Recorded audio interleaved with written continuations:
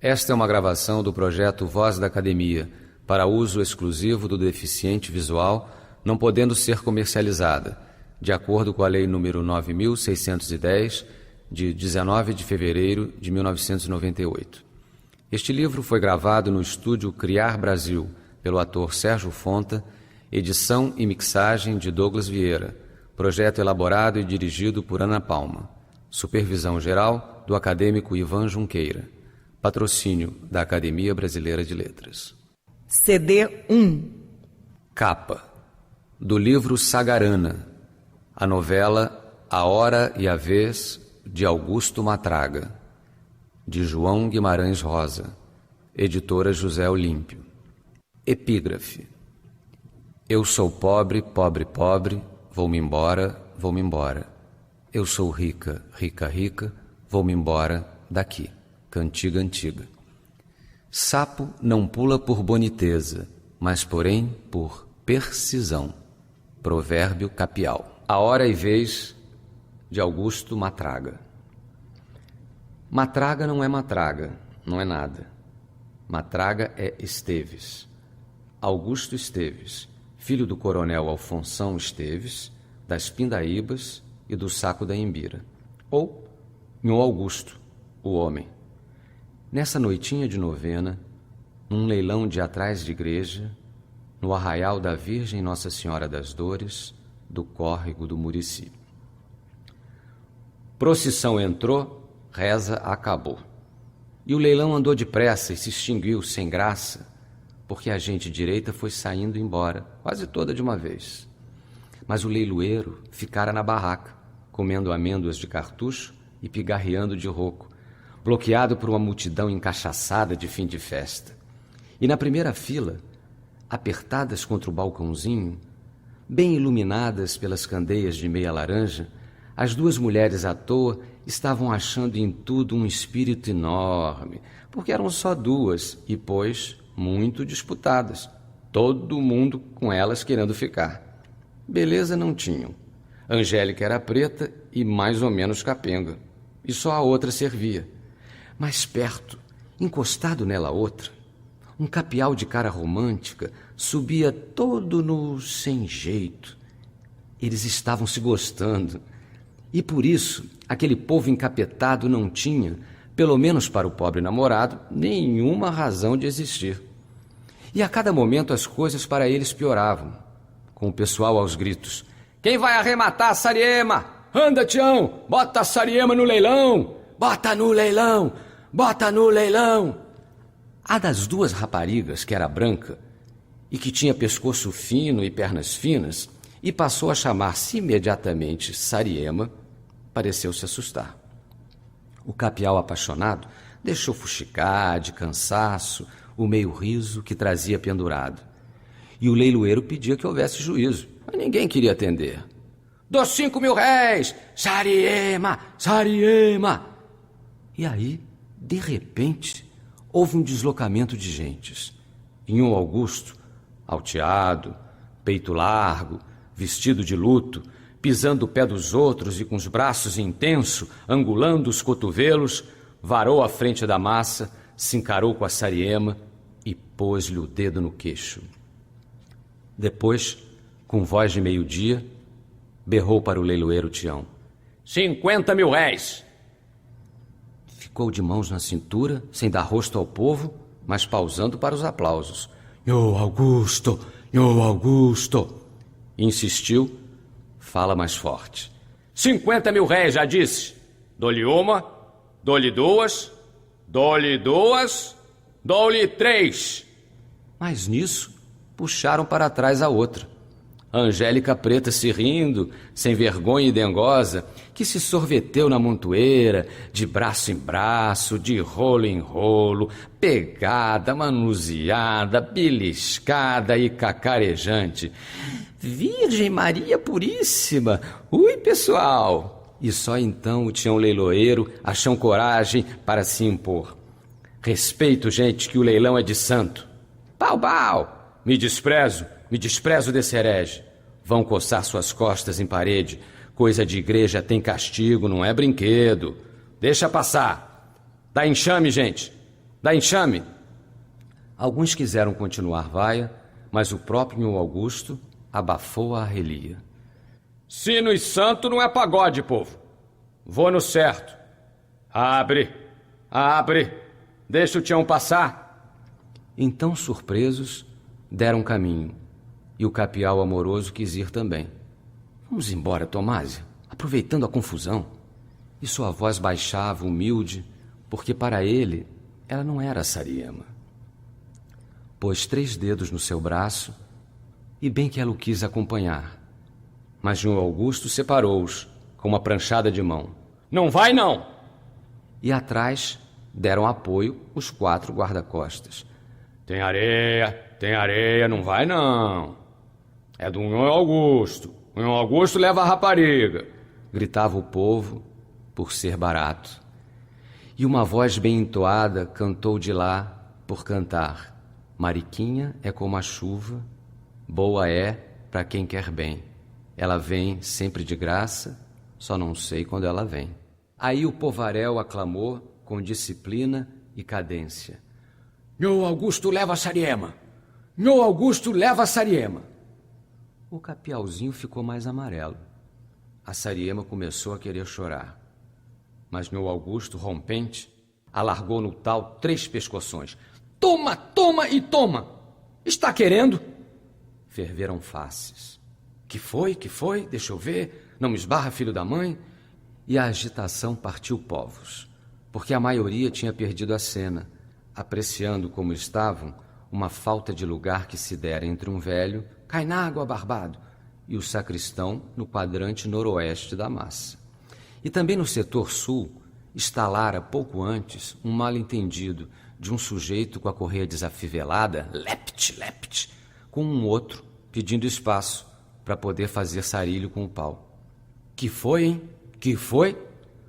Foi o capialzinho apanhando, estapeado pelos 4 cacundeiros de Nhô Augusto e empurrado para o denso do povo que também queria estapear. Viva Nhô Augusto! Te pessoa para cá do meu lado.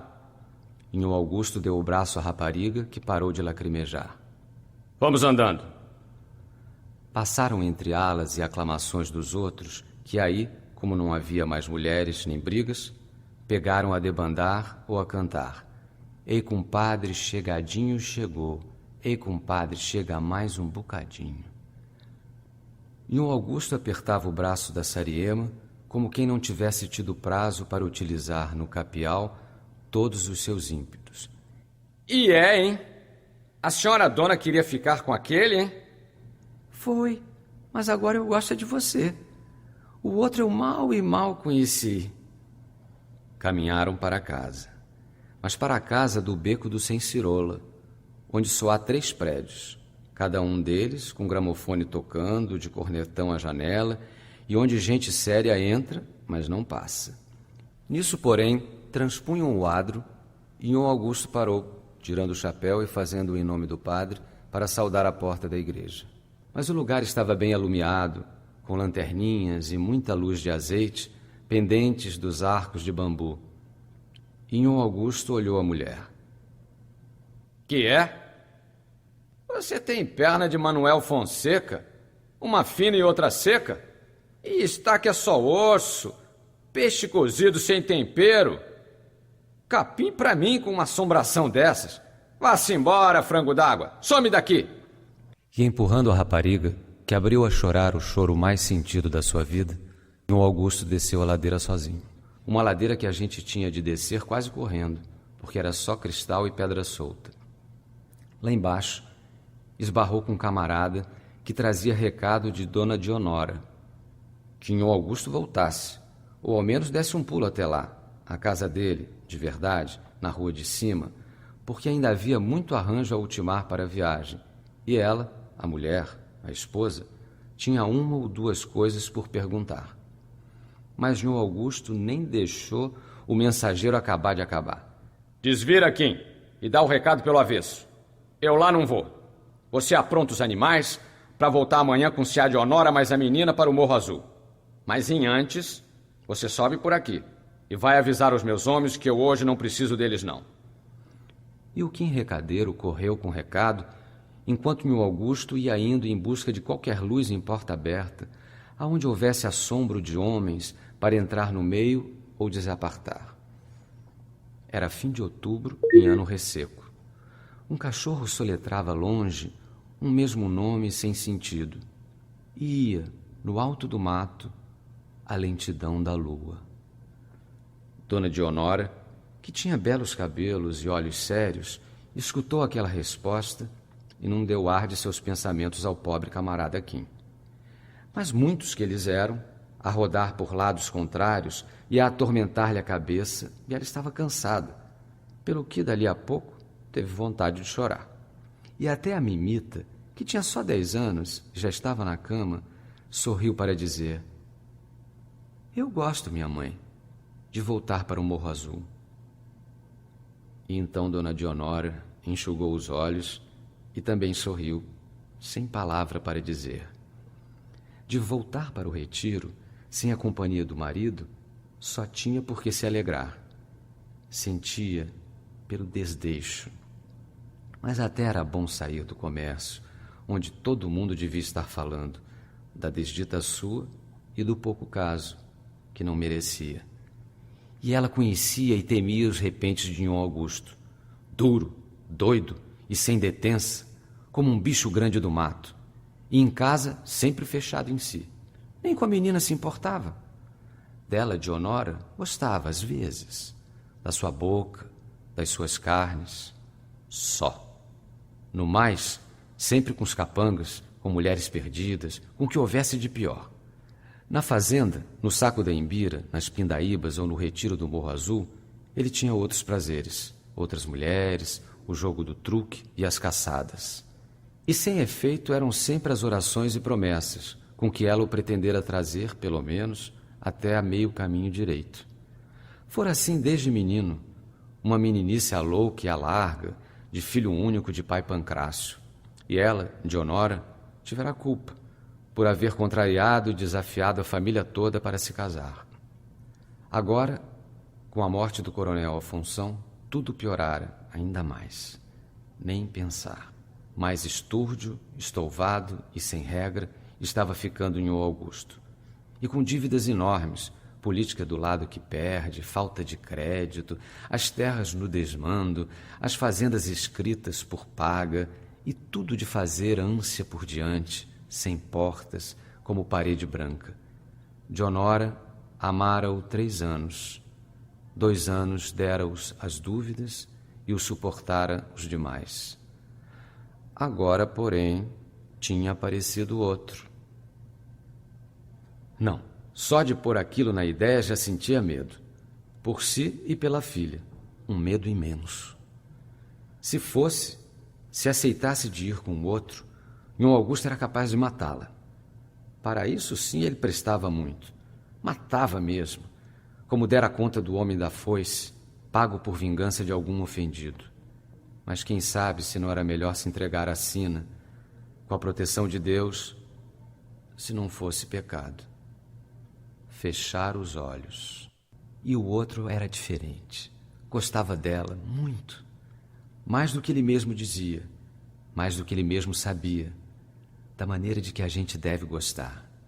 E tinha uma força grande, de amor calado, e uma paciência quente, cantada, para chamar pelo seu nome. Dionora. Dionora, vem comigo. Vem comigo e traz a menina, que ninguém não toma vocês de mim. Bom, como um sonho, como um sono. Dormiu. E assim, mal madrugadinha escassa, partiram as duas, Dona Dionora, no cavalo de Silhão, e a Mimita, mofina e franzina, carregada à frente da sela do camarada Kim. Pernoitaram no pau alto, no sítio de um tio nervoso que riscava a mesa com as unhas e não se cansava de resmungar. Fosse eu, uma filha custa sangue, filha é o que tem de mais valia. Sorte minha, meu tio. Sorte nunca é de um só, é de 2, é de todos. Sorte nasce cada manhã e já está velha ao meio-dia. Culpa eu tive, meu tio. Quem não tem? Quem não teve? Culpa muita, minha filha. Mãe do Nhô Augusto morreu com ele ainda pequeno. Teu sogro era um leso, não era para chefe de família. Pai era como que Nhô Augusto não tivesse. Um tio era criminoso, de mais de uma morte que vivia escondido lá no saco da Embira. Quem criou Nhô Augusto foi a avó. Queria o menino para padre. Rezar o tempo todo, santimônia e ladainha. De manhã, com o sol nascendo, retomaram a andadura. E quando o sol esteve mais dono de tudo e a poeira era mais seca, Mimita começou a gemer com uma dor de pontada e pedia água. E depois, com um sorriso tristinho, perguntava: por que é que o pai não gosta de nós, mãe? E o Kim Recadeiro ficava a bater a cabeça, vez e vez, com muita circunspecção tola, em universal assentimento. Mas na passagem do Brechão do Bugre, lá estava seu Ovídio Moura, que tinha sabido de certo dessa viagem de regresso. Dionora, você vem comigo, ou eu saio sozinho por esse mundo e nunca mais você há de me ver. Mas Dona Dionora foi tão pronta que ele mesmo se espantou. Meu Augusto é capaz de matar a gente, seu Ovídio, mas eu vou com o senhor e fico, enquanto Deus nos proteger. Seu Ovídio pegou a menina do colo do Kim, que nada escutar ou entender, e passou a cavalgar bem atrás. E quando chegaram no pilão d'água do Mendonça, onde tem uma encruzilhada, e o camarada viu que os outros iam tomando o caminho da direita, estugou o cavalo e ainda gritou para corrigir: volta para trás, minha patroa, que o caminho por aí é outro. Mas seu Ovídio se virou positivo. Volta você e fala com seu patrão que se a dona Dionora não quer viver mais com ele e que ela, de agora por diante, vai viver comigo, com o querer dos meus parentes todos e com a bênção de Deus. Kim Recadeiro, no primeiro passo, ainda levou a mão ao chapéu de palha, cumprimentando. Pois sim, seu Ovídio. Eu dou o recado. Ficou parado, limpando o suor dos cabelos, sem se resolver. Mas, fim no fim, num achamento, se retesou nos estribos e gritou: homem sujo! Tomara que uma coruja ache graça na tua porta! Jogou fora e cuspiu em cima. E tocou para trás em galope doido, dando poeira ao vento. Ia dizer a Nhô Augusto que a casa estava caindo. Quando chega o dia da casa cair, que com ou sem terremotos é um dia de chegada infalível, o dono pode estar de dentro ou de fora. É melhor de fora. E é a só coisa que qualquer um está no poder de fazer. Mesmo estando dentro, mais vale todo vestido e perto da porta da rua. Mas o Nhô Augusto não. Estava deitado na cama. O pior lugar que há para se receber uma surpresa má. E o camarada Kim sabia disso, tanto que foi se encostando de medo que ele entrou. Tinha poeira até na boca. Tossiu. Levanta e veste a roupa, meu patrão Nhô Augusto, que eu tenho uma novidade meia ruim para lhe contar. E tremeu mais, porque Nhô Augusto se erguia de um pulo e num átimo se vestia. Só depois de meter na cintura o revólver foi que interpelou dente em dente. Fala tudo! Kim Recadeiro gaguejou suas palavras poucas e ainda pôde acrescentar. Eu podia ter resistido, mas era negócio de honra, com sangue só pro dono, e pensei que o senhor podia não gostar. Fez na regra e feito. Chama os meus homens. Dali a pouco, porém, tornava o Kim com nova desolação. Os bate-paus não vinham. Não queriam ficar mais com Nhô Augusto. O Major Consilva tinha ajustado 1 e mais 1, os 4, para seus capangas, pagando bem. Não vinham mesmo. O mais merecido, o cabeça, até mandara dizer, faltando ao respeito: fala com Nhô Augusto que só o de cima é dinheiro, para ele pagar o que está nos devendo. E é mandar por portador calado, que nós não podemos escutar prosa de outro, que seu major disse que não quer. Cachorrada. Só de pique. Onde é que eles estão? Indo de mudados para a chácara do major. Major de borra. Só de pique, porque era inimigo do meu pai. Vou lá. Mal em mim não veja, meu patrão Nhô Augusto, mas todos no lugar estão falando que o senhor não possui mais nada, que perdeu suas fazendas e riquezas e que vai ficar pobre no já. E estão conversando, o major mais outros grandes, querendo pegar o senhor à traição. Estão espalhando. O senhor deu perdão para minha boca, que eu só falo o que é preciso. Estão dizendo que o senhor nunca respeitou filha dos outros, nem mulher casada. E mais, que é que nem cobra má, que quem vê tem de matar por obrigação. Estou lhe contando para modo de o senhor não querer facilitar.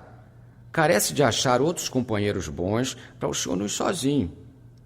Eu não, porque sou medroso. Eu cá pouco presto. Mas se o senhor mandar, também vou junto. Mas Nhô Augusto se mordia, já no meio da sua missa, vermelho e feroz. Montou e galopou, teso para trás, rei na cela, enquanto o Kim Recadeiro ia lá dentro caçar um gole d'água para beber. Assim, quase qualquer um capial outro, sem ser Augusto Esteves, naqueles 2 contratempos teria percebido a chegada do azar, da unhaca, e passaria umas rodadas sem jogar, fazendo umas férias da vida. Viagem, mudança ou qualquer coisa insossa para esperar o cumprimento do ditado. Cada um tem seus 6 meses. Mas Nhô Augusto era couro ainda por curtir, e para quem não sai em tempo de cima da linha, até apito de trem é mau agouro. Demais, quando um tem que pagar o gasto, desembesta até o fim. E desse jeito, achou que não era hora para ponderados pensamentos.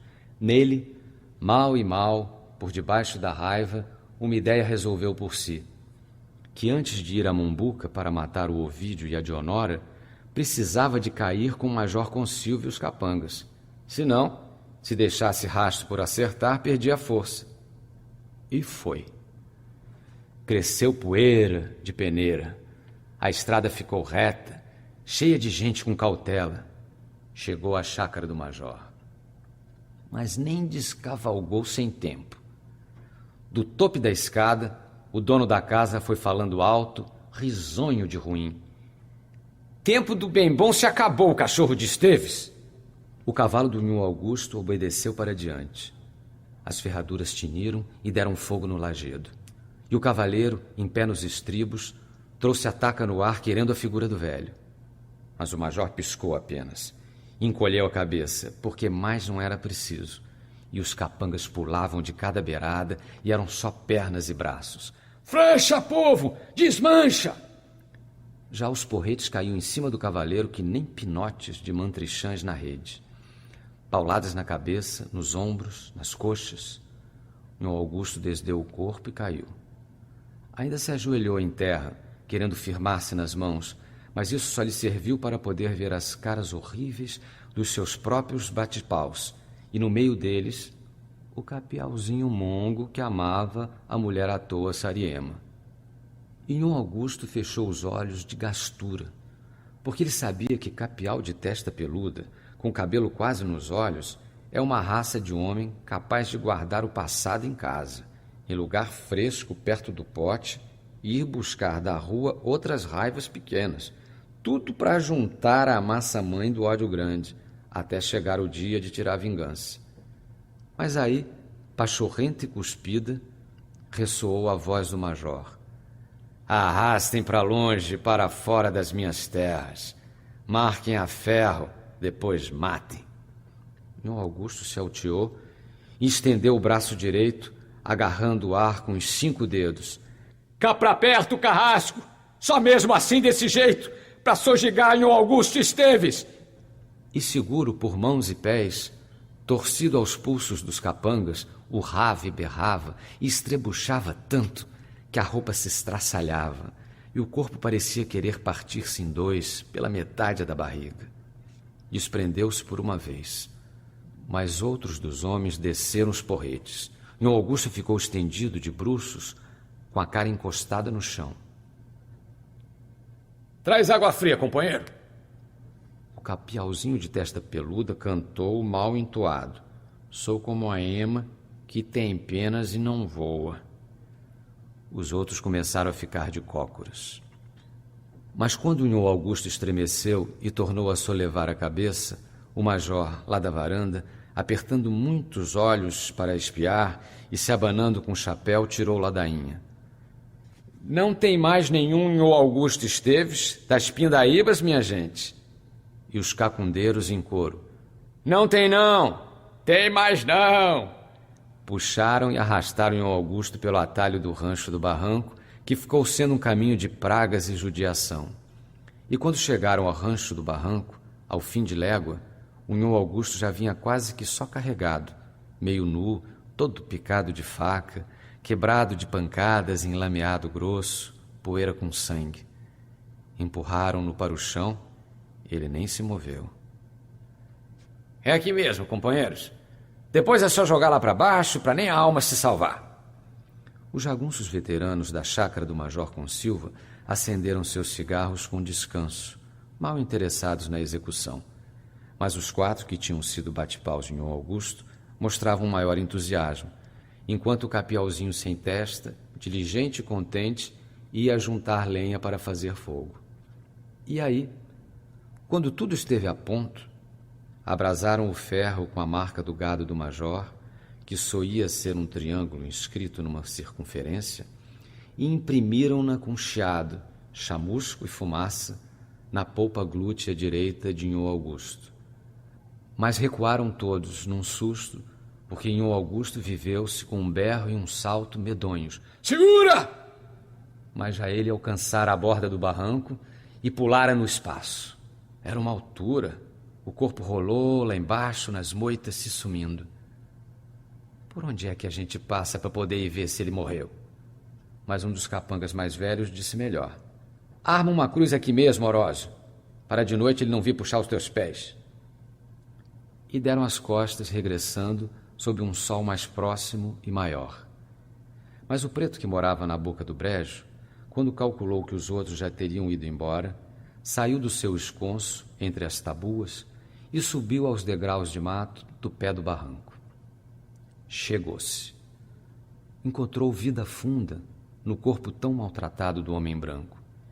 Chamou a preta, mulher do preto, que morava na boca do brejo, e juntos carregaram Nhô Augusto para o casebre dos dois, que era um cofo de barro, seco, sob um tufo de capim podre, mal erguido e mal avistado no meio das árvores, como um ninho de maranhões. E o preto foi cortar padieiras e travessas para um esquife, enquanto a preta procurava um coto de vela benta para ser posta na mão do homem na hora do digo Jesus comigo, irmão. Mas, nessa espera, por surpresa, deu-se que Nhô Augusto pôs sua pessoa nos olhos e gemeu. Me matem de uma vez, por caridade, pelas chagas de Nosso Senhor. Depois falou coisas sem juízo para gente ausente, pois estava lavorando de quente e tinha mesmo de delirar. Deus que me perdoe, resmungou a preta, mas este homem deve de ser ruim feito cascavel barreado em buraco, porque está variando o que faz e acontece, e é só braveza de matar e sangrar, e ele chama por Deus na hora da dor forte, e Deus não atende, nem para um fôlego, assim num desamparo como eu nunca vi. Mas o negro só disse, os outros não vão vir aqui para campear defunto, porque a pirambeira não tem descida, só dando muita volta por longe. E como tem um bezerro morto na biboca, lá de cima vão pensar que os urubus vieram por causa do que eles estão pensando.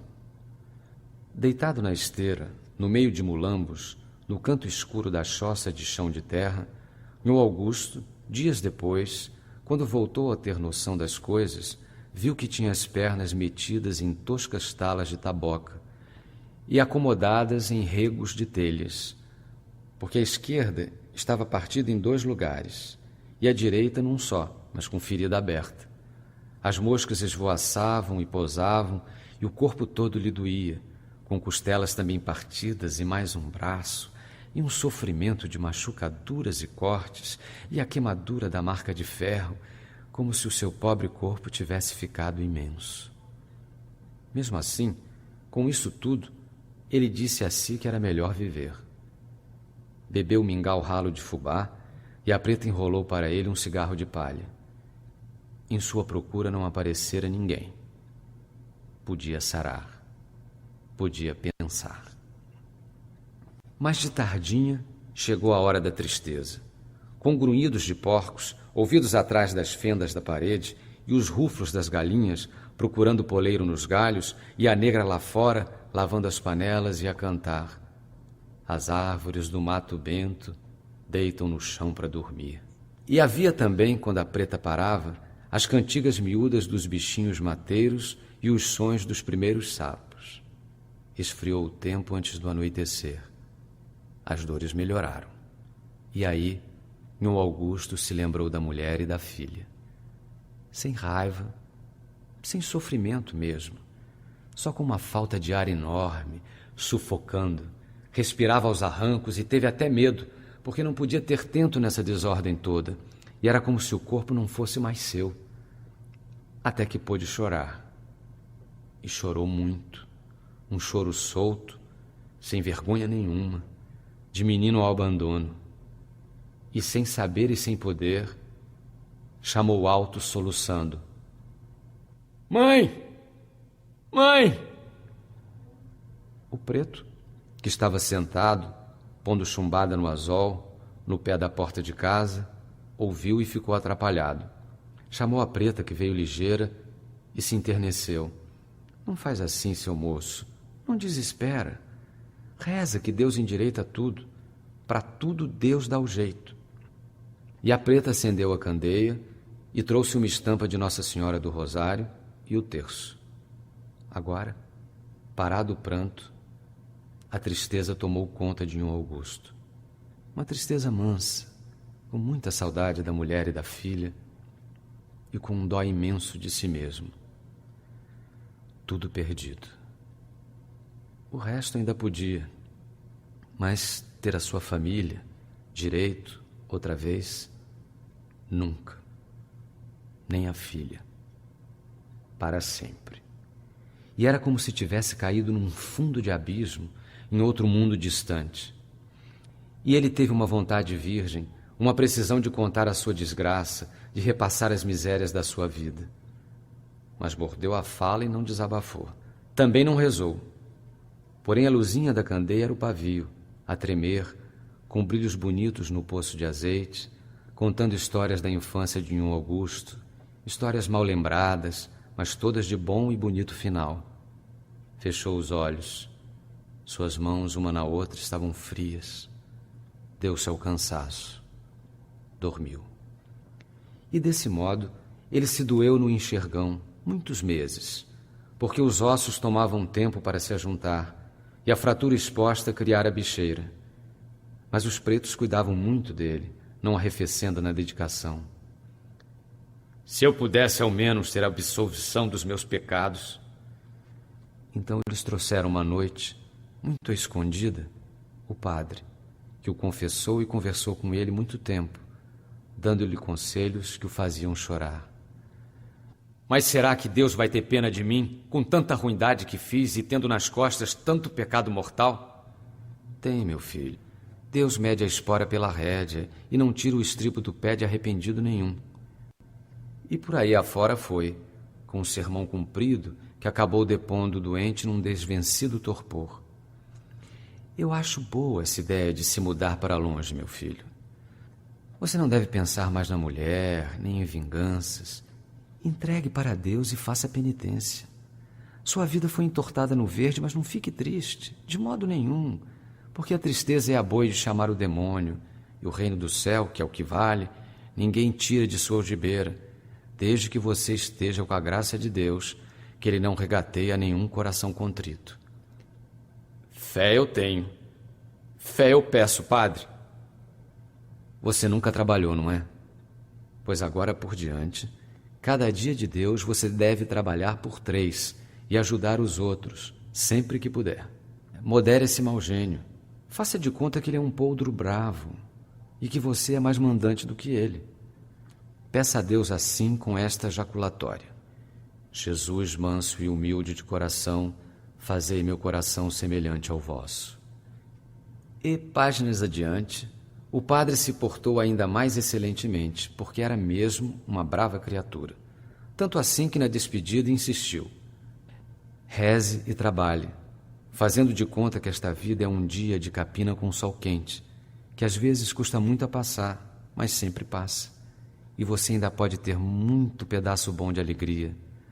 Cada um tem a sua hora e a sua vez. Você há de ter a sua.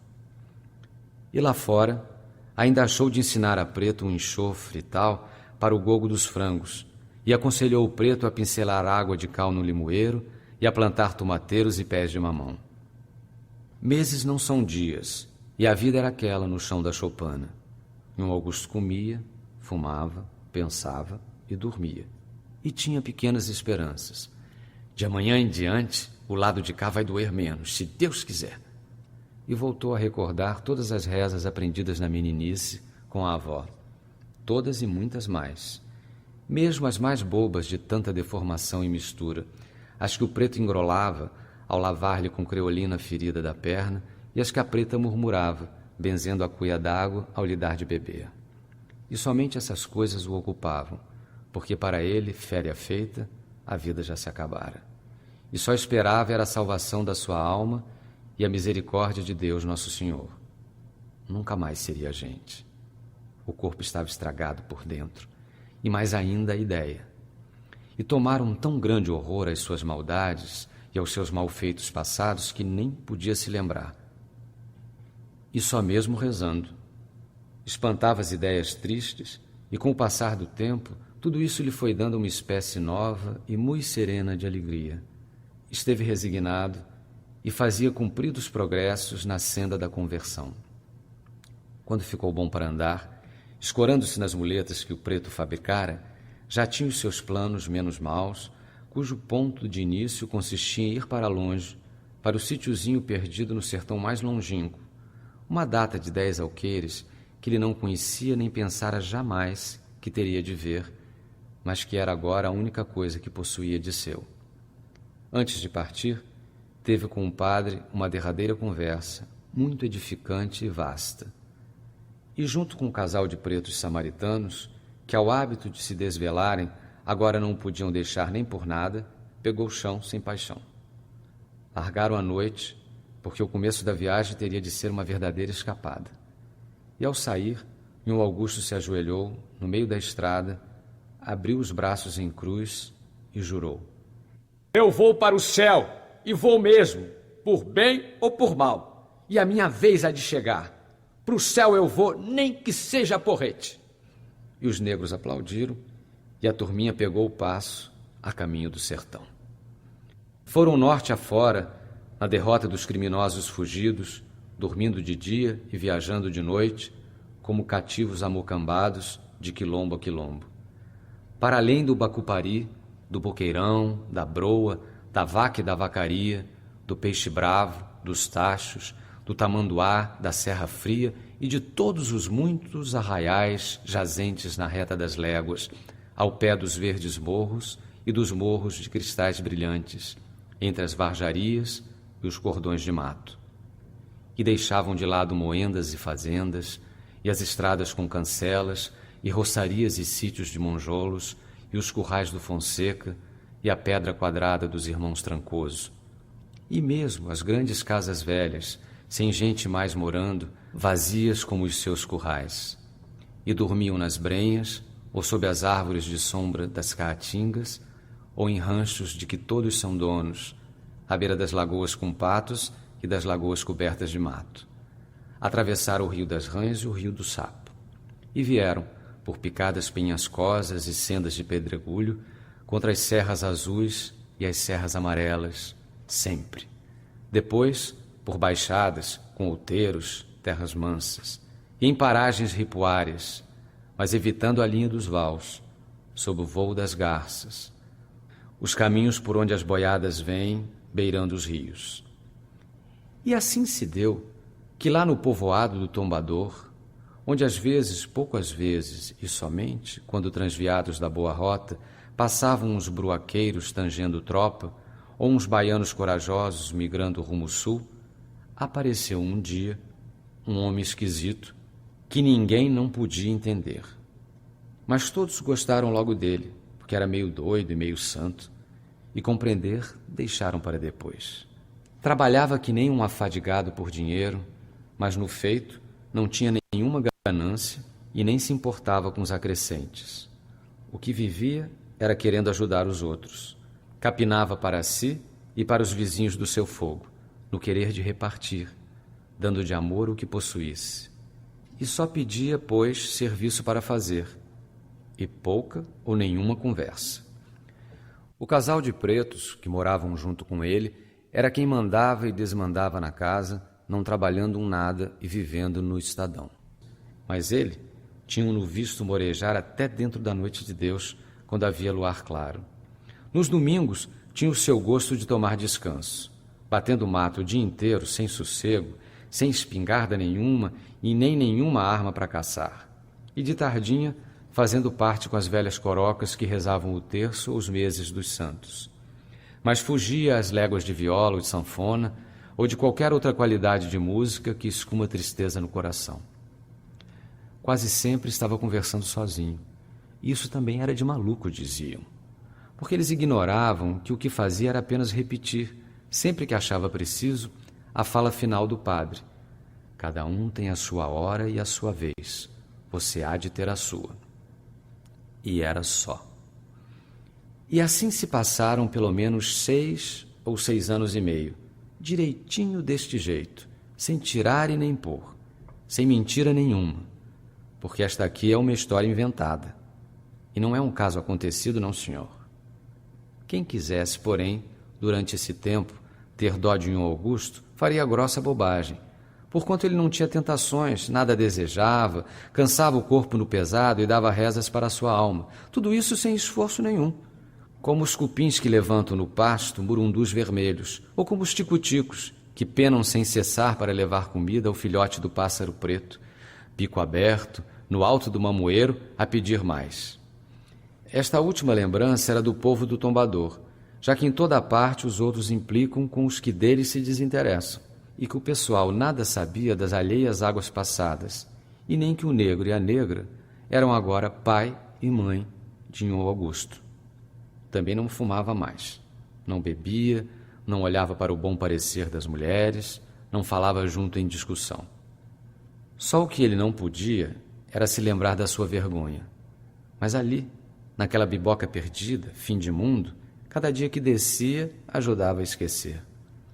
Mas, como tudo é mesmo muito pequeno e o sertão ainda é menor, houve que passou por lá um conhecido velho de Nhô Augusto, o Tião da Teresa, à procura de 300 reses de uma boiada brava, que se desmanchara nos gerais do Alto Urucuia, estourando pelos 100 caminhos sem fim do Chapadão. Tião da Teresa ficou bobo de ver Nhô Augusto. E como era casca grossa, foi logo dando as notícias que ninguém não tinha pedido. A mulher, dona Dionora, continuava amigada com seu Ovídio. Muito de bem os dois, com tensão até em casamento de igreja, por pensarem que ela estava desimpedida de marido. Com a filha, sim, é que fora uma tristeza. Crescera sã e se encorpara uma mocinha muito linda, mas tinha caído na vida, seduzida por um cometa que a levara do arraial para onde não se sabia. O major Consilva prosseguia mandando no Murici e arrematar as 2 fazendas de Nhô Augusto. Mas o mais mal arrumado tinha sido com o Quim, seu antigo camarada, o pobre do Quim Recadeiro. Se a lembra? Pois o Quim tinha morrido de morte matada, com mais de 20 balas no corpo por causa dele, Nhô Augusto. Quando soube que seu patrão tinha sido assassinado de mando do major, não tivera dúvida. Jurou desforra, beijando a garrucha, e não esperou café coado. Foi cuspir no canguçu detrás da moita e ficou morto, mas já dentro da sala de jantar do major, e depois de matar 2 capangas e ferir mais um.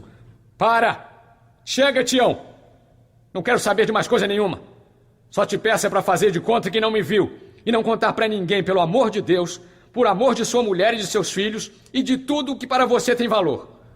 Não é mentira muita, porque é a mesma coisa em como se eu tivesse morrido mesmo. Não tem mais nenhum Nhô Augusto Esteves das Pindaíbas, Tião. Estou vendo mesmo. Estou vendo. E Tião da Teresa pôs nos olhos, na voz e no meio aberto da boca tanto nojo e desprezo que Nhô Augusto abaixou o queixo. E nem adiantou repetir para si mesmo a jaculatória do coração manso e humilde. Teve foi de sair para trás das bananeiras, onde se ajoelhou e rejurou: para o céu eu vou, nem que seja porrete. E foi bom passo que nesse dia um homem chamado Romualdo, morador à beira da cava, precisou de ajuda para tirar uma égua do atoleiro. E Nhô Augusto teve trabalho até tarde da noite, com fogueira acesa e tocha na mão. Mas daí em seguida, ele não guardou mais poder para espantar a tristeza. E com a tristeza, uma vontade doente de fazer coisas mal feitas, uma vontade sem calor no corpo, só pensada. Como que se bebesse e cigarrasse e ficasse sem trabalhar nem rezar, haveria de recuperar sua força de homem e seu acerto de outro tempo, junto com a pressa das coisas, como os outros sabiam viver. Mas a vergonha era atrasada. E o castigo? O padre bem que tinha falado: você, em toda a sua vida, não tem feito senão pecados muito graves, e Deus mandou estes sofrimentos só para um pecador poder ter a ideia do que o fogo do inferno é. Sim, era melhor rezar mais, trabalhar mais, escorar firme, para poder alcançar o reino do céu. Mas o mais terrível era que o desmazeiro de alma em que se achava não lhe deixava esperança nenhuma do jeito de que o céu podia ser. Desonrado, desmerecido, marcado a ferro feito reis, mãe Quitéria, e é assim tão mole, tão sem homência, será que eu posso mesmo entrar no céu? Não fala fácil, meu filho. Está. Debaixo do angu tem molho, e atrás de morro tem morro. Isso sim. Cada um tem a sua vez, e a minha hora há de chegar. E enquanto isso tudo, Nhô Augusto estava no escuro sozinho, cercado de capiaus descalços, vestidos de riscado e seriguilha tinta, sem padre nenhum com quem falar. E essa era a consequência de um estouro de boiada na vastidão do Planalto, por motivo de uma picada de vespa na orelha de um marruás bravio, combinada com a existência neste mundo do Tião da Teresa.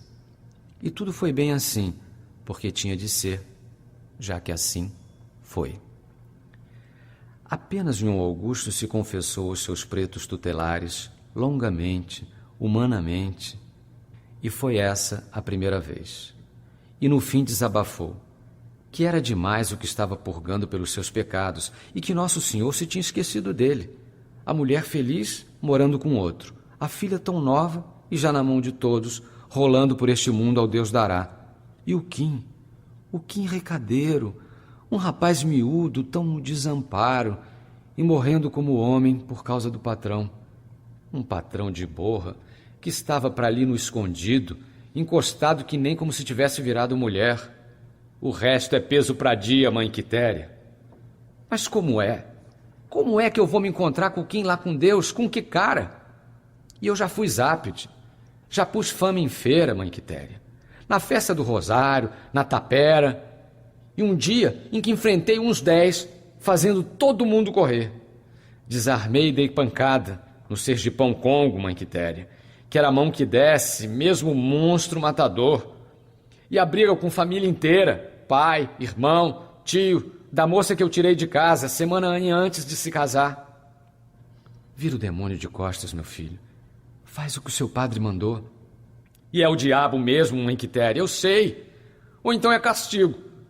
Porque eu vou me lembrar dessas coisas logo agora, que o meu corpo não está valendo, nem que eu queira. Nem para brigar com homem, nem para gostar de mulher. Reza o credo.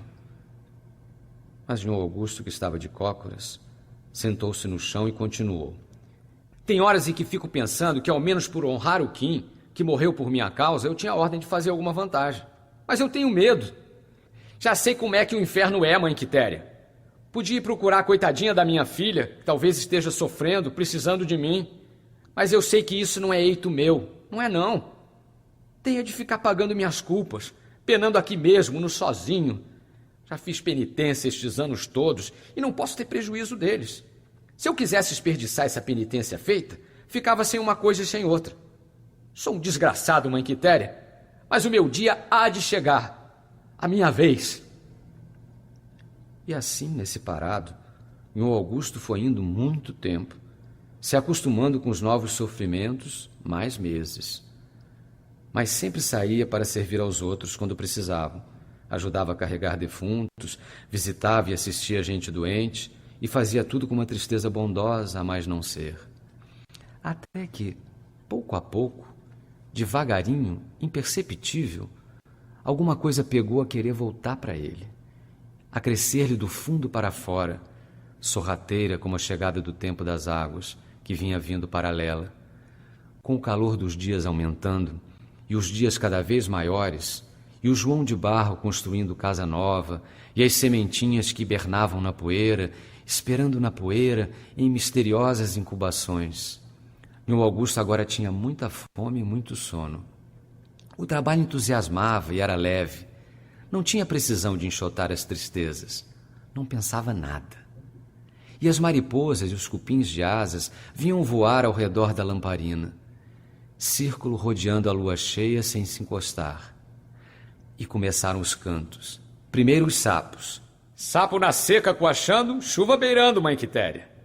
Apareceu magia na horta e pererecas dentro de casa, pelas paredes, e os escorpiões e as minhocas pulavam no terreiro, perseguidos pela correição das lavapés, em préstitos atarefados e compridos. No céu sul houve nuvens maiores, mais escuras. Aí o peixe frito pegou a cantar de noite. A casca de lua, de bico para baixo, despejando. Um vento frio no fim do calor do dia. Na orilha do atoleiro, a saracura fêmea gritou pedindo 3 potes, 3 potes, 3 potes para apanhar água. Choveu. Então tudo estava mesmo muito mudado. E um Augusto, de repente, pensou com a ideia muito fácil e o corpo muito bom. Quis se assustar, mas se riu. Deus está tirando o saco das minhas costas, mãe Quitéria. Agora eu sei que ele está se lembrando de mim. Louvor ao divino, meu filho. E uma vez, manhã, meu Augusto acordou sem saber por que era que ele estava com muita vontade de ficar o dia inteiro deitado e achando, ao mesmo tempo, muito bom se levantar. Então, depois do café, saiu para a horta cheirosa, cheia de passarinhos e de verdes, e fez uma descoberta. Por que não pitava? Não era pecado. Devia ficar alegre, sempre alegre, e esse era um gosto inocente que ajudava a gente a se alegrar. E isso foi pensado muito ligeiro, porque ele já enrolava a palha com uma pressa medonha, como se não tivesse curtido tantos anos de abstenção. Tirou tragadas, soltou muitas fumaças e sentiu o corpo se desmanchar, dando na fraqueza, mas com uma tremura gostosa que vinha até o mais dentro, parecendo que a gente ia virar uma chuvinha fina. Não era pecado. E agora rezava até muito melhor, e podia esperar melhor, mas sem pressa, a hora da libertação. E pois foi aí por aí, dias depois, que aconteceu uma coisa até então jamais vista e até hoje muito lembrada pelo povinho do Tombador. Vindos do norte, da fronteira velha de guerra, bem montados, bem enroupados, bem apessoados, chegaram uns 8 homens que de longe se via que eram valentões. Primeiro surgiu um, dianteiro, escoteiro, que percorreu de ponta a ponta o povoado, pedindo água à porta de uma casa, pedindo posada em outra, espiando muito para tudo e fazendo pergunta e pergunta. Depois, então, apareceram os outros, equipados com despropósito de armas. Carabinas novinhas quase, garruchas de 1 e de 2 canos, revólveres de boas marcas, facas, punhais, quissés de cabos esculpidos, porretes e facões, e transportando um excesso de breves nos pescoços. O bando desfilou em formação espaçada, o chefe no meio. E o chefe, o mais forte e o mais alto de todos, com um lenço azul enrolado no chapéu de couro, com dentes brancos limados em acume, de olhar dominador e tosse rosnada, mas sorriso bonito e mansinho de moça, era o homem mais afamado dos 2 sertões do Rio. Célebre do Jequitinhonha à Serra das Araras, da beira do Jequitaí à Barra do Verde Grande, do Rio Gavião até nos Montes Claros, de Cariranha até Paracatu. Maior do que Antônio Dó ou Indalécio, o arranca-toco, o treme-terra, o come-brasa, o pega-unha, o fecha-treta, o tira-prosa, o parte-ferro, o rompe-racha, o rompe-arrasa. seu Joãozinho Bem-Bem. O povo não se mexia, apavorado, com medo de fechar as portas, com medo de ficar na rua, com medo de falar e de ficar calado, com medo de existir. Mas João Augusto, que vinha de vir do mato, carregando um feixe de lenha para um homem chamado Tobias da Venda, quando soube do que havia, jogou a carga no chão e correu ao encontro dos recém-chegados. Então o bandido Flosino Capeta, um sujeito cabeça de canoa que nunca se apartava do chefe, caçoou. Que suplicante mais estúdio será esse que vem vindo ali, feito sombração? Mas seu Joãozinho Bem-Bem fez o cavalo avançar 2 passadas e disse: Não debocha, companheiro, que eu estou gostando do jeito desse homem caminhar. E Flosino Capeta pasmou deveras, porque era a coisa mais custosa deste mundo seu Joãozinho Bem-Bem se agradar de alguém ao primeiro olhar. Mas João Augusto, parecendo não ver os demais, veio direito ao chefe, encarando-o firme e perguntando: O senhor de sua graça é que é mesmo seu Joãozinho Bem-Bem, pois não é? Para lhe servir, meu senhor. Ah, pois, se o senhor não se acanha de entrar em casa de pobre, eu lhe convido para passar mal e se arranchar comigo, enquanto for o tempo de querer ficar por aqui, e de armar sua rede debaixo do meu telhado, que vai me dar muita satisfação. Eu aceito sua bondade, mano velho. Agora precisa de ver quem é mais, desse povinho assustado que quer agasalhar o resto da minha gente. Pois eu gostava era que viessem todos juntos para o meu rancho. Não será abuso, mano velho? É não, é de coração. Pois então vamos, que Deus lhe pagará. E seu Joãozinho Bem-Bem, que com o rabo do olho não deixava de vigiar tudo em volta, virou-se rápido para o Epifânio, que mexia com a Winchester. W-I-N-C-H-E-S-T-E-R.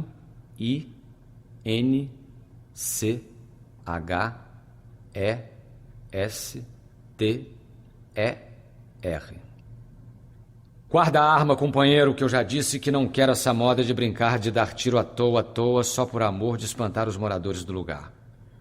Vamos chegando. Guia a gente, mano velho.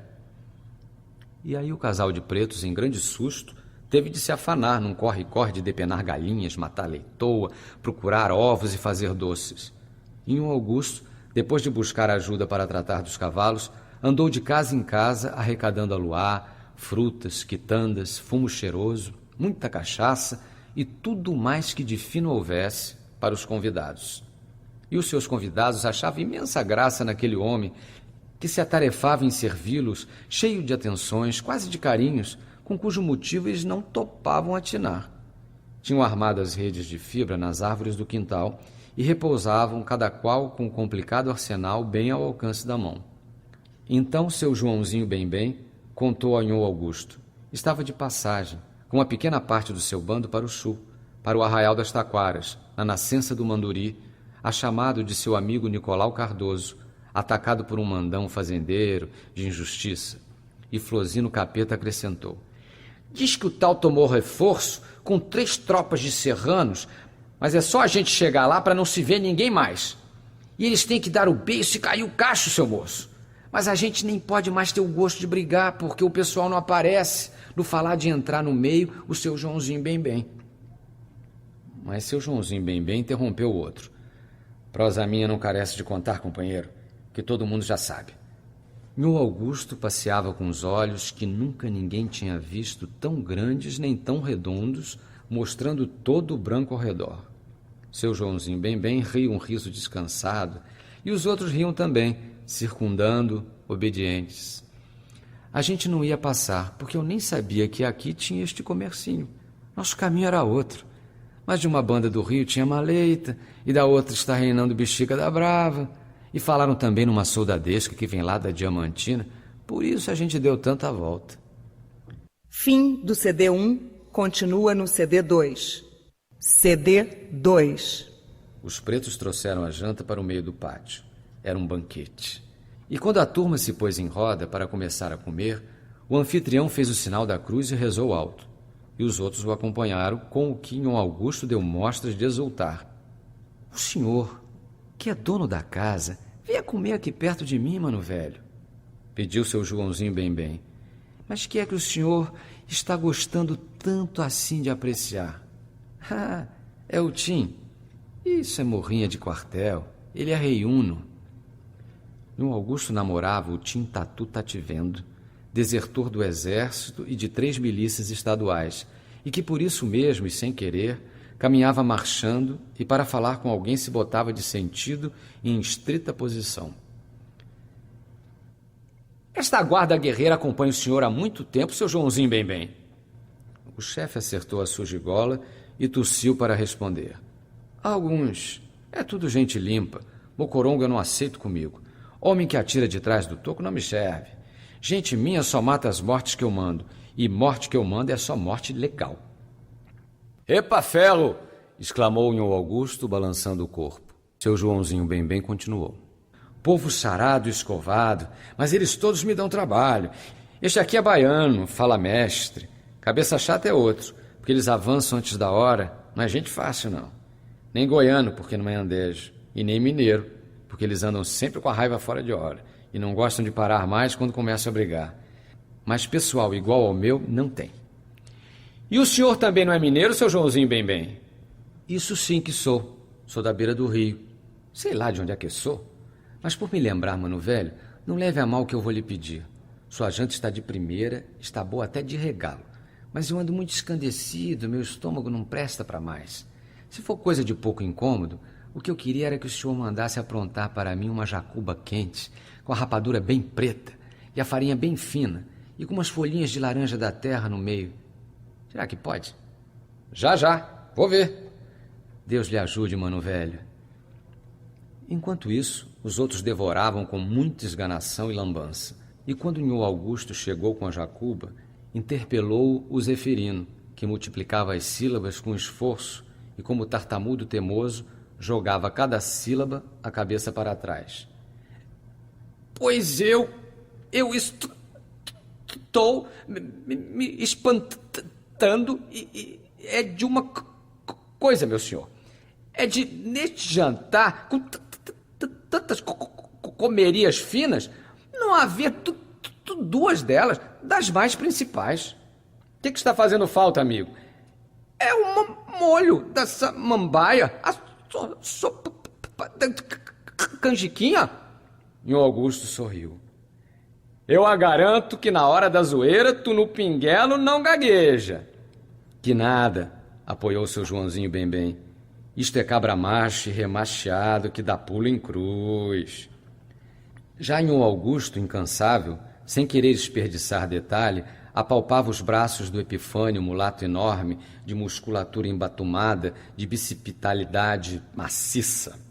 E se voltava para o Jurumim, caboclo franzino, vivo no menor movimento, ágil até no manejo do garfo, que em sua mão ia e vinha como agulha de coser. Você, compadre, está se vendo que deve ser um corisco de chegador. E o Jurumim gostando. Chego até em porco-espinho, em tatarana rata, em homem de 20 braços com 20 foices para sarilhar. Deito em ponta de chifre, durmo em ponta de faca e amanheço em riba do meu colchão. Está aí nosso chefe que diga. E mais isto aqui. E mostrou a palma da mão direita, lanhada de cicatrizes, de pegar punhais pelo pico, para desarmar gente em agressão. Nhô Augusto se levantara excitado. Opa! Oi, ai! A gente botar você, mas você de longe com as clavinas, e você outro aí, mas estes compadres de cara séria para voltearem, e este companheirinho chegador para chegar na frente e não dizer até logo, e depois chover sem chuva, com pau escrevendo e lendo, e arma de fogo debulhando, e homem mudo gritando, e os do lado de lá correndo e pedindo perdão. Mas aí, Nhô Augusto calou, com o peito cheio, tomou um ar de acanhamento, suspirou e perguntou. Mais galinha? Um pedaço, amigo? Tô feito. E você, seu Barra? Agradecido. Tô encalcado, tô cheio até a tampa. Enquanto isso, seu Joãozinho bem, de cabeça entornada, não tirava os olhos de cima de Nhô Augusto. E Nhô Augusto, depois de servir a cachaça, bebeu também 2 goles e pediu uma das papo amarelo para ver. Não faz conta de balas, amigo. Isto é arma que cursa longe. Pode gastar as 8. Experimenta naquele pássaro ali na pitangueira. Deixa a criaçãozinha de Deus. Vou ver só se corta o galho. Se errar, vocês não reparem, porque faz tempo que eu não puxo o dedo em gatilho. Fez fogo. Mão mandona, mano velho. Errou o primeiro, mas acertou 1 em 2. Ferrugem em bom ferro. Mas nesse tento, o Augusto tornou a fazer o pelo sinal e entrou num desânimo que o não largou mais. Continuou, porém, a cuidar bem dos seus hóspedes. E como o pessoal se acomodara ali mesmo, nas redes ao relento, com uma fogueira acesa no meio do terreiro, ele só foi dormir tarde da noite, quando não houve mais nenhum para contar histórias de conflitos, assaltos e duelos de exterminação. Cedinho, na manhã seguinte, o grupo se despediu. Joãozinho Bem agradeceu muito o agasalho e terminou. O senhor, mano velho, a modo e coisa é que assim meio diferente, mas eu estou lhe prestando atenção este tempo todo. E agora eu acho, pesado e pago, que o senhor mas é pessoa boa mesmo por ser. Nossos anjos da guarda combinaram, isso para mim é o sinal que serve. Pois, se precisar de alguma coisa, se tem um recado ruim para mandar para alguém, tiver algum inimigo alegre por aí, é só dizer o nome onde mora. Tem não? Pois tá bom. Deus lhe pague suas bondades. Vão com Deus! Até a volta, vocês todos! Até a volta, seu Joãozinho Bem! Mas depois de montado, o chefe ainda chamou-lhe um Augusto para dizer: Mano velho, o senhor gosta de brigar e entende. Está se vendo que não viveu sempre aqui nesta grota, capinando roça e cortando lenha. Não quero especular coisa de sua vida para trás, nem se está se escondendo de algum crime. Mas comigo é que o senhor havia de dar sorte. Quer se amadrinhar com o meu povo? Quer vir junto? Não posso. Não me tenta, que eu não posso, seu Joãozinho Bem. Pois então, mano velho, paciência. Mas nunca que eu hei de me esquecer dessa sua bizarria, meu amigo, meu parente, seu Joãozinho Bem. Aí o Juruminho, que tinha ficado mais para trás de propósito, se curvou para Nhô Augusto e pediu num cochicho ligeiro para que os outros não escutassem. Amigo, reza por uma irmãzinha que eu tenho, que sofre de doença com muitas dores e vive na cama entrevada, lá no Arraial do Urubu. E o bando entrou na estrada, com o Tim Tatu tativendo, puxando uma cantiga brava de tempo de revolução. O terreiro lá de casa não se varre com vassoura, varre com ponta de sabre, bala de metralhadora. Meu Augusto não tirou os olhos até que desaparecessem, e depois se esparramou em si pensando forte. Aqueles sim que estavam no bom, porque não tinham de pensar em coisa nenhuma de salvação de alma e podiam andar no mundo de cabeça em pé. Só ele, João Augusto, era quem estava todo desonrado, porque mesmo lá na sua terra, se alguém se lembrava ainda do seu nome, havia de ser para arrastá-lo pela Rua da Amargura. O convite de seu Joãozinho Bem, isso tinha de dizer, é que era cachaça em copo grande. Que vontade de aceitar e ir também. E o oferecimento? Era só falar. Era só bulir com a boca que seu Joãozinho Bem e o Tim e o Juruminho e o Epifânio e todos rebentavam com o Major Consilva, com o Ovídio, com a mulher, com todo mundo que tivesse tido mão ou fala na sua desgarração. Mundo velho, Bambaurê e Bambaurá, ferragem. Nhô Augusto cuspiu e riu, cerrando os dentes. Mas qual? Aí era que se perdia mesmo, que Deus o castigava com mão mais dura. E só então foi que ele soube de que jeito estava pegado a sua penitência, e entendeu que essa história de se navegar com religião e de querer tirar sua alma da boca do demônio era a mesma coisa que entrar num brejão que para a frente, para trás e para os lados é sempre dificultoso e atola sempre mais. Recorreu ao rompante. Agora que eu principiei e já andei um caminho tão grande, ninguém não me faz virar e nem andar de fasto.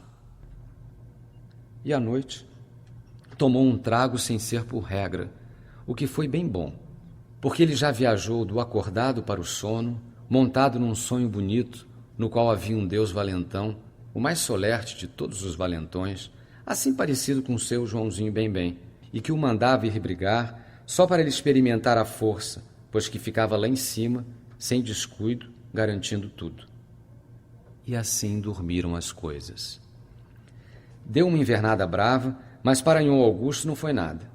Passava os dias debaixo da chuva, limpando o terreiro, sem precisão nenhuma. Depois intestou de pôr abaixo o mato, que conduzia até à beira do córrego os angicos de casca encoscorada e os jacarandás anosos da primeira geração. E era cada machadada bruta, com ele golpeando os troncos e gritando. E os pretos, que se estavam dando muito bem com o sistema, traziam-lhe de vez em quando um golinho, para que ele não apanhasse resfriado. E como para chegarem até lá também se molhavam, tomavam cuidado de se defender igualmente contra os seus resfriados possíveis. E ainda outras coisas tinham acontecido. E a primeira delas era que agora, Nhô Augusto, sentia saudades de mulheres. E a força da vida nele latejava, em ondas largas, numa tensão confortante, que era um regresso e um ressurgimento. Assim, sim, que era bom fazer penitência, com a tentação estimulando, com o rastro no terreno conquistado, com o perigo e tudo. Nem pensou mais em morte, nem ir para o céu. E mesmo a lembrança de sua desdita e reveses parou de atormentá-lo, como a fome depois de um almoço cheio. Bastava-lhe rezar e aguentar firme, com o diabo ali perto, subjugado e apanhado de rijo, que era um prazer. E somente por hábito, quase, era que ia repetindo: cada um tem a sua hora e há de chegar a minha vez. Tanto assim que nem escolhia para dizer isso, as horas certas, as 3 horas fortes do dia, em que os anjos escutam e dizem amém. Mas afinal, as chuvas cessaram e deu uma manhã em que Nhô Augusto saiu para o terreiro e desconheceu o mundo. Um sol tal qualzinho a bola de enxofre do fundo do pote. Marinhava céu acima, num azul de água sem praias, com luz jogada de um para o outro lado e um desperdício de verdes cá embaixo. A manhã mais bonita que ele já pudera ver. Estava capinando na beira do rego. De repente, na altura, a manhã gargalhou. Um bando de maitacas passava, tinindo guizos, partindo vidros, estralejando de rir. E outro, mais outro, e ainda outro, mais baixo, com as maitacas verdinhas, grulhantes, gralhantes, incapazes de acertar as vozes na disciplina de um coro. Depois um grupo verde-azulado, mais sóbrio de gritos e em fileiras mais juntas. Uai! Até as maracanãs! E mais maitacas. E outra vez as maracanãs fanhosas. E não se acabavam mais, quase sem folga. Era uma revoada estrelando bem por cima da gente, e outra brotando ao norte como pontozinho preto, e outra, grão de verdura, se sumindo no sul. Levou o diabo, que eu nunca pensei que tinha tantos. E agora os periquitos, os periquitinhos de guinchos timpânicos, uma esquadrilha sobrevoando outra, e mesmo, de vez em quando, discutindo, brigando, um casal de papagaios ciumentos. Todos tinham muita pressa.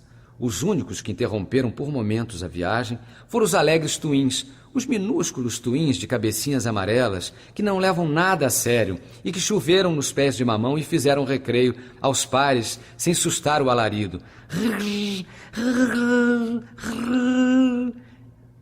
Mas o que não se interrompia era o trânsito das gárrulas maitacas. Um bando grazinava alto, risonho, para o que ia na frente. Me espera! Me espera! E o grito tremia e ficava nos ares para o outro escalão que avançava lá atrás.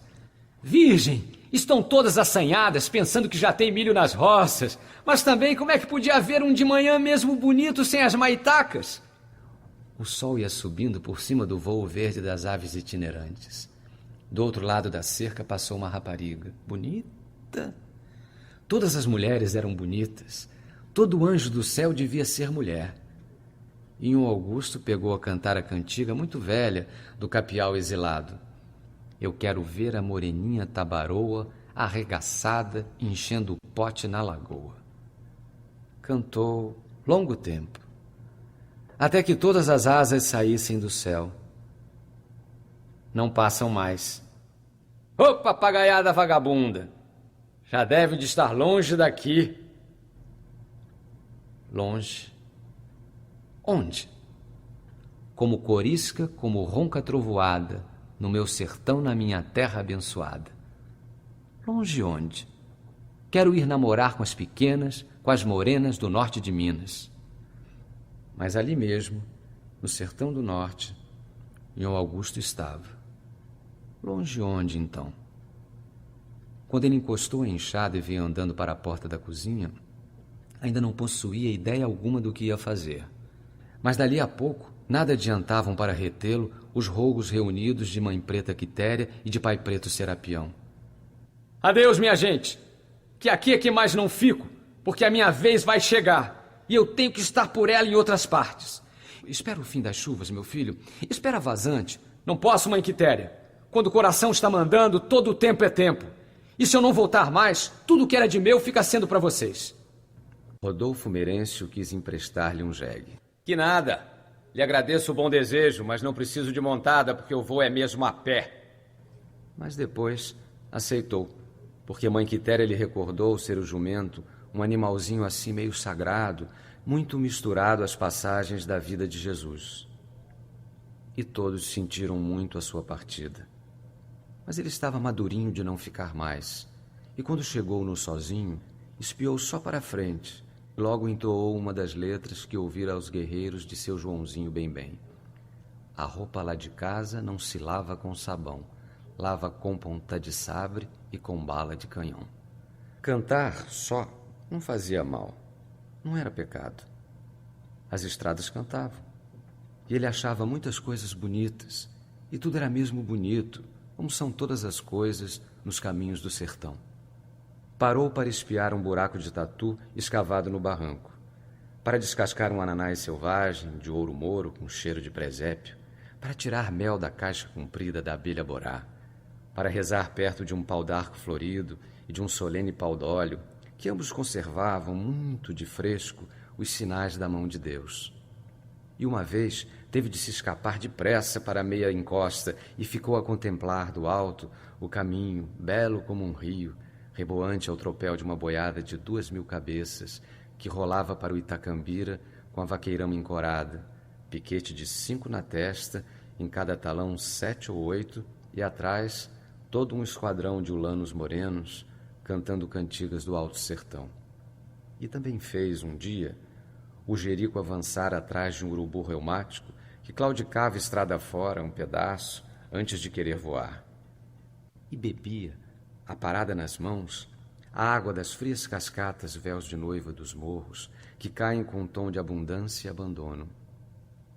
Pela primeira vez na sua vida, se extasiou com as pinturas do poente, com os 3 coqueiros subindo da linha da montanha para se recortarem num fundo alaranjado, onde na descida do sol muitas nuvens pegam fogo. E viu voar do mulungu, vermelho, um tié-piranga, ainda mais vermelho, e o tié-piranga pousou num ramo do barbatimão sem flores. E Nhô Augusto sentiu que o barbatimão todo se alegrava, porque tinha agora um ramo que era de mulungu. Viajou nas paragens dos mangabeiros, que lhe davam dormida nas malocas, de teto e paredes de palmas de buriti. Retornou à beira do rio, onde os barranqueiros lhe davam comida, de pirão com pimenta e peixe. Depois seguiu. Uma tarde, cruzou em pleno chapadão, com um bode amarelo e preto, preso por uma corda e puxando na ponta da corda um cego, esguio e meio maluco. Parou e o cego foi declamando lenta e mole melopeia. Eu já vi um gato ler e um grilo sentar escola, nas asas de uma ema, jogar-se o jogo da bola, dar louvores ao macaco. Só me falta ver agora acender vela sem pavio, correr para cima a água do rio, o sol a tremer com frio e a lua tomar tabaco. Ê, zoeira, tô também! Aplaudiu Nhô Augusto. Já o cego estendia a mão com a sacola. Estou misturando aqui o dinheirinho de todos. Mas mudou de projeto enquanto Nhô Augusto caçava qualquer cobre na algibeira. Tem algum de comer aí, irmão? Dinheiro quero menos, que por aqui, por esses trechos, a gente custa muito a encontrar qualquer povoado, e até as cafuas mesmo são vasqueiras. E explicou. Tinha um menino guia, mas esse havia mais de um mês que escapulira, e teria roubado também o bode se o bode não tivesse berrado e ele não investisse de porrete. Agora era aquele bicho de 2 cores quem escolhia o caminho. Sabia sim, sabia tudo. Ótimo para guiar. Companheiro de lei, que nem gente, que nem pessoa de sua família. Se despediu. Achava a vida muito boa e ia para a Bahia, de volta para o Caetité, porque quando era menino tinha nascido lá. Pois eu estou indo para a banda de onde você veio. Em todo caso, meu compadre cego por destino de Deus, em todo caso, dá lembrança minha a todos do povo da sua terra, toda essa gente certa que eu não tenho ocasião de conhecer. E aí o jumento andou, e Nhô Augusto ainda deu um eco para o cerrado ouvir. Qualquer paixão me adverte. Oh, coisa boa a gente andar solto, sem obrigação nenhuma e bem com Deus. E quando o jegue empacava, porque como todo jumento ele era terrível de queixo duro e tanto tinha de orelhas quanto de preconceitos, Nhô Augusto ficava em cima, muito concorde, rezando o terço, até que o jerico se decidisse a caminhar outra vez. E também, nas encruzilhadas, deixava que o bendito asno escolhesse o caminho, bulindo com as conchas dos ouvidos e ornejando. E bastava bater-se no campo o pio de uma perdiz magoada, ou viesse do mato a lalha lamúria dos tucanos, para o jumento mudar de rota, pendendo à esquerda ou se empescoçando para a direita. E por via de um gavião casaco de couro, cruzar-lhe à frente, já ele estacava, em concentrado prazo de irresolução. Mas, somadas as léguas e deduzidos os desvios, vinham eles sempre para o sul, na direção das maitacas viajoras. Agora amiudava-se o aparecimento de pessoas. Mais ranchos, mais casas, povoados, fazendas, depois arraiais brotando do chão. E então, de repente, estiveram a muito pouca distância do arraial do Murici. Não me importo. Aonde o jegue quiser me levar, nós vamos, porque estamos indo é com Deus. E assim entraram os dois no arraial do Ralacoco, onde havia no momento uma agitação assustada no povo. Mas quando responderam a Nhô Augusto: é a jagunçada do seu Joãozinho Bem-Bem que está descendo para a Bahia. Ele, de alegre, não se pôde conter. Agora sim! Cantou para mim, passarinho! Mas onde é que eles estão? Estavam aboletados bem no centro do arraial, numa casa de fazendeiro, onde seu Joãozinho Bem-Bem recebeu Nhô Augusto com muita satisfação. Nhô Augusto caçoou.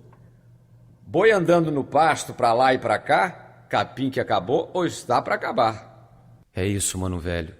Livrei meu compadre Nicolau Cardoso, bom homem.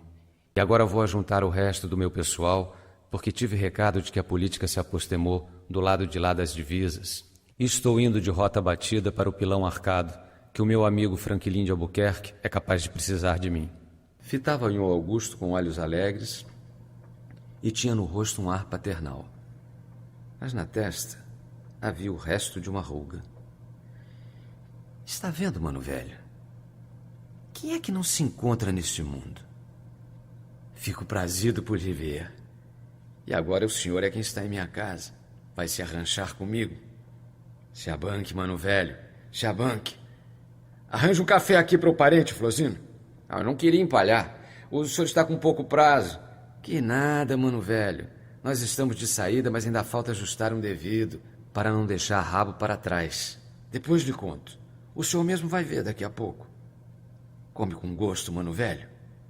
Nhô Augusto mordia o pão de broa e espiava inocente para ver se já vinha o café. Tem chá de congonha requentado, mano velho. Aceito também, amigo. Estou com fome de tropeiro. Mas que é de o Juruminho? Ah, o senhor guardou o nome. E pois, gostou dele, do menino. Pois foi logo com o pobre do Juruminho, que era um dos melhores que eu tinha. Não diga! O rosto de seu Joãozinho Bem-Bem foi ficando sombrio. O matador foi a traição. Caiu no mundo, campou no pé. Mas a família vai pagar tudo. direito. Seu Joãozinho Bem-Bem, sentado em cima da beirada da mesa, brincava com os 3 bentinhos do pescoço e batia muito ligeiro os calcanhares um no outro. E o Augusto, parando de limpar os dentes com o dedo, lastimou. Coitado do Jurumim, tão distorcido e de tão bom parecer. Deixa eu rezar por alma dele. Seu Joãozinho Bem-Bem desceu da mesa e caminhou pela sala calado. E o Augusto, cabeça baixa, sempre sentado num selim velho, dava o ar de quem estivesse com a mente muito longe. Escuta, mano velho. Seu Joãozinho Bem-Bem parou em frente de um Augusto e continuou. Eu gostei da sua pessoa desde a primeira hora, quando o senhor caminhou para mim na rua daquele lugarejo. Já lhe disse da outra vez na sua casa. O senhor não me contou coisa nenhuma de sua vida, mas eu sei que já deve de ter sido brigador de ofício. Olha, eu até de longe, com os olhos fechados, o senhor não me engana.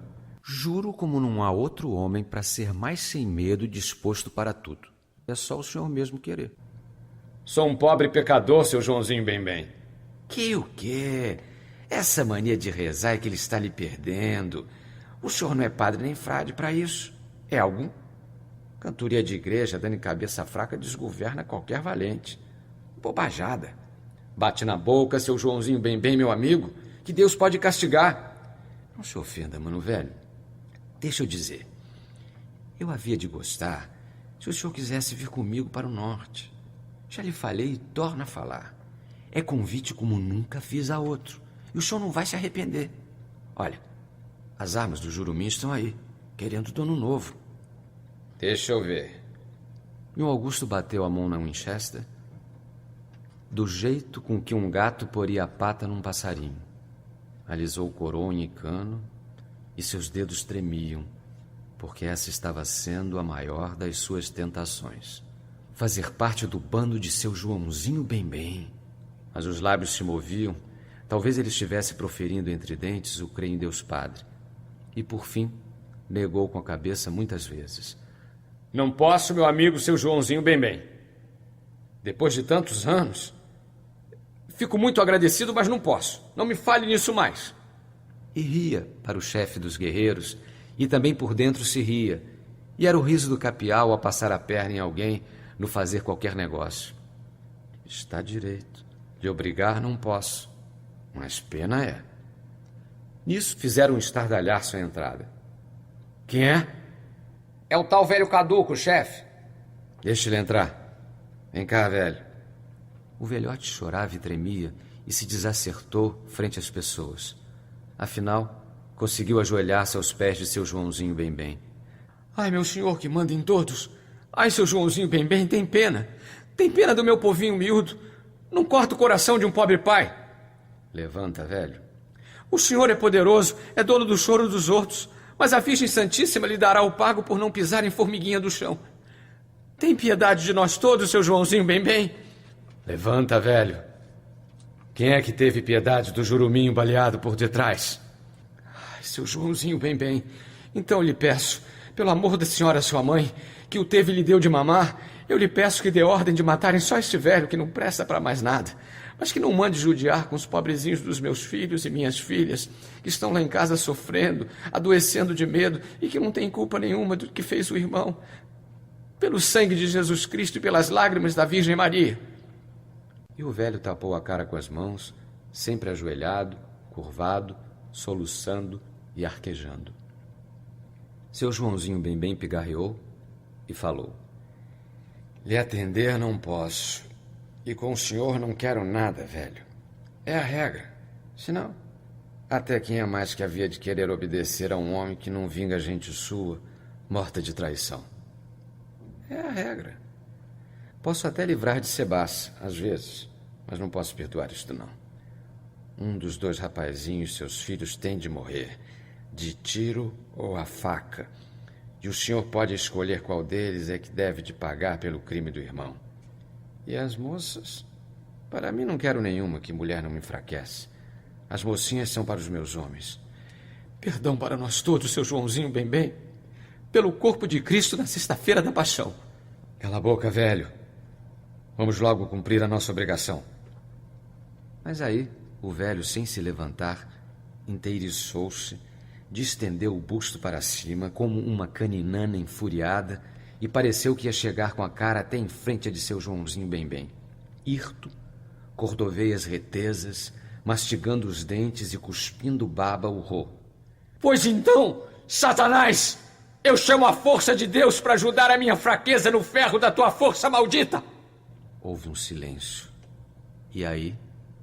Não faz isso, meu amigo, seu Joãozinho Bem-Bem, que o desgraçado do velho está pedindo em nome de Nosso Senhor e da Virgem Maria. O que vocês estão querendo fazer em casa dele é coisa que nem Deus não manda e nem o diabo não faz. E o Augusto tinha falado, e a sua mão esquerda acariciava a lâmina da lapiana, enquanto a direita pousava, despreocupada, no pescoço da carabina. Dera tom calmo as palavras, mas puxava forte respiração soprosa que quase o levantava do selim e o punha no assento outra vez. Os olhos cresciam, todo ele crescia, como um touro que acha os vaqueiros excessivamente abundantes e cisma de ficar sozinho no meio do curral. Você está caçoando com a gente, mano velho? Estou não. Estou pedindo como amigo. Mas a conversa é no sério, meu amigo, meu parente, seu Joãozinho Bem-Bem. Pois pedido nenhum desse atrevimento eu até hoje nunca que ouvi nem atendi. O velho engatinhou ligeiro para se encostar na parede. No calor da sala, uma mosca esvoaçou. Pois então... E Nhon Augusto riu, como quem vai contar uma grande anedota. Pois então, meu amigo, seu Joãozinho Bem-Bem, é fácil. Mas tem que passar primeiro por riba de eu defunto. Joãozinho Bem-Bem se sentia preso a Nhon Augusto por uma simpatia poderosa. E ele, nesse ponto, era bem assistido, sabendo prever a viragem dos climas e conhecendo por instinto as grandes coisas.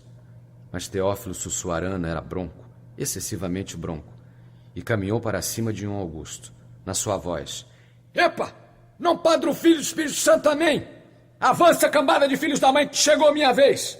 E a casa matraqueou que nem panela de assar pipocas, escurecida a fumaça dos tiros, com os cabras saltando e miando de maracajás, e Nhon Augusto gritando como um demônio preso e pulando como 10 demônios soltos. Ô gostosura de fim de mundo! E garrou a gritar as palavras feias todas e os nomes imorais que aprendera em sua farta existência e que havia muitos anos não proferia. E atroava também a voz de seu Joãozinho Bem-Bem.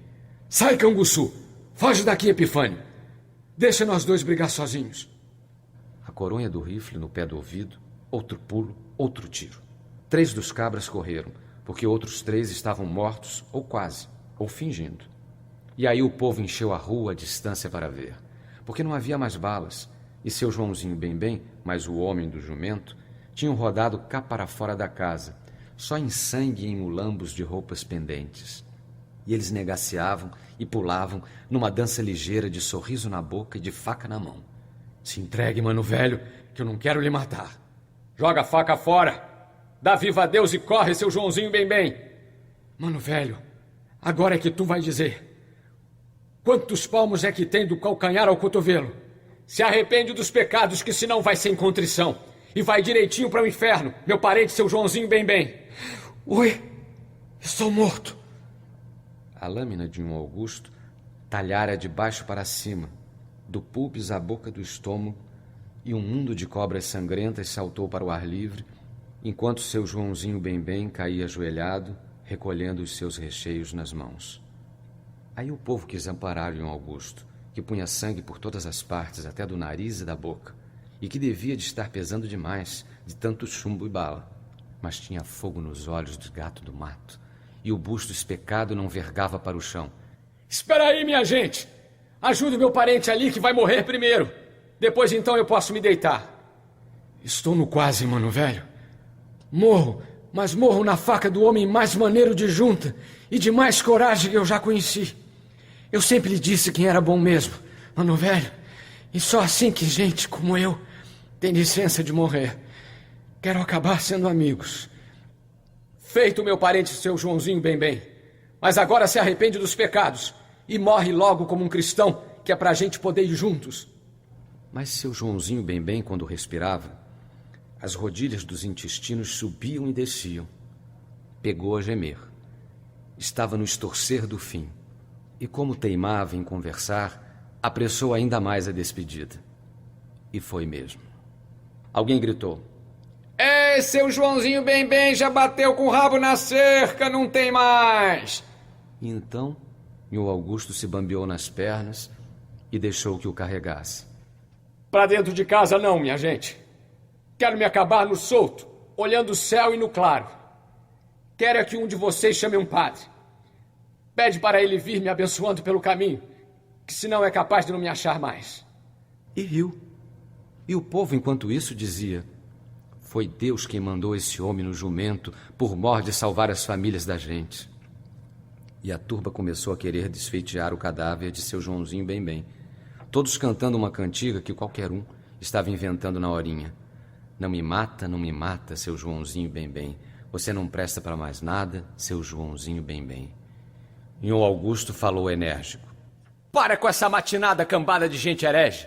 E depois enterrem bem direitinho o corpo, com muito respeito e em chão sagrado, que esse aí é o meu parente, seu Joãozinho bem. E o velho choroso exclamava: Traz meus filhos para agradecerem a ele, para beijarem os pés dele. Não deixe esse santo morrer assim. Para que foi que foram inventar arma de fogo, meu Deus? Mas Nhô Augusto tinha o rosto radiante e falou: Perguntem quem é aí que algum dia já ouviu falar no nome de Nhô Augusto Esteve das Pindaíbas. Virgem Santa, eu logo vi que só podia ser você, meu primo Nhô Augusto. Era o João Lomba, conhecido velho e meio parente. Nhô Augusto riu.